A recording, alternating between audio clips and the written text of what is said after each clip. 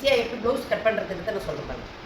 இந்த கரை பகுதியில் எப்பயுமே கை எடுக்கக்கூடாது. கை எடுத்துட்டு கட் பண்ணியிருக்கோம் பார்த்தீங்களா, விசில் பகுதி இருக்கும், அந்த பக்கம் தான் கட் பண்ணணும்.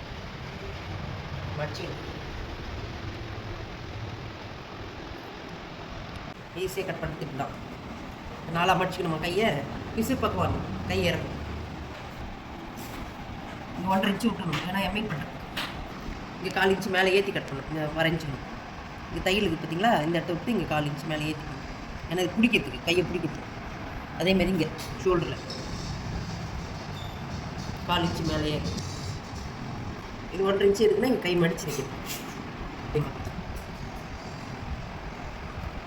அப்படி திருப்பி ஸ்லீவ் எடுக்கணும்.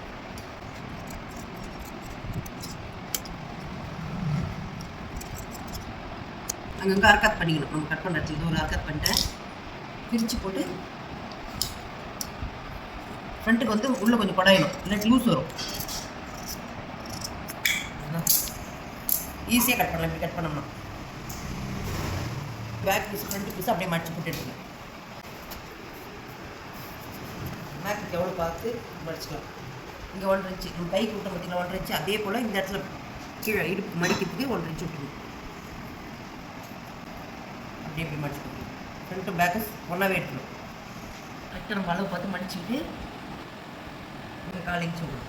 மேலே பிடிக்கிறது இந்த இடத்துல 4 இன்ச்சு. பேக் பீஸ் மட்டும் இப்போ அளவு எடுக்கணும். இந்த அளவுக்கு மார்க்கு நம்ம இங்கே ஒரு 2 இன்ச்சு விட்டுணும். இதுதான் நம்மளோட அளவு ப்ளவுஸு. இது வந்து கட் பண்ணி பிடிக்கிறது.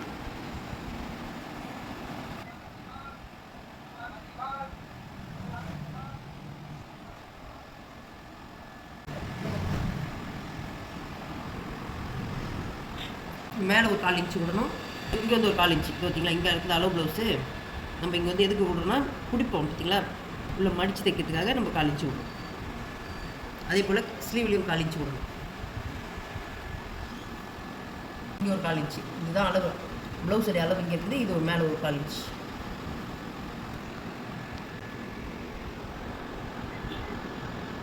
பிடிக்கிறது